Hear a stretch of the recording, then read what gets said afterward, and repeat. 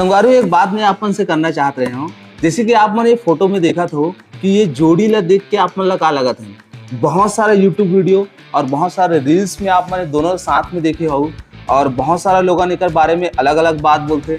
जैसे कि ये मन दोनों को शादी कर ले, कोई मन बोलते कि ये मन जीएफ बीएफ हावे। एक नाम हमें संगवारी हो पकलू 85 करके लिखते हो। लड़की के नाम हमें यामिनी वर्मा। ये दोनों को जोड़ी ला पूरा छत्तीसगढ़ में बहुत पसंद करे जाते हैं। आप सब जन भी एक वीडियो लगातार देखते रहो, बहुत सारा वीडियो वायरल हुए। तो ये पकलू 85 जो 2019 में पर यूट्यूब चैनल चालू कर दी से और यूट्यूब चैनल के माध्यम से कॉमेडी वीडियो बनाई से और कॉमेडी वीडियो ला आप सब जन हम सब जन इतना पसंद करें कि धीरे धीरे वो जो है बहुत फेमस हुई से। तो बहुत सारा लोग के मन में ये आते कि भाई ये दोनों कोई कौन है, इतना वायरल होते हैं। और बहुत सारा यामिनी जो गेटअप व्रत में देखे कि मंगलसूत्र पहने थे, सिंदूर लगाए थे, तो का इकर मन के शादी हो गए। तो आज हम बताने वाला संगवारी हो कि दोनों जो है एक बहुत अच्छा फ्रेंड है, ना ही होकर शादी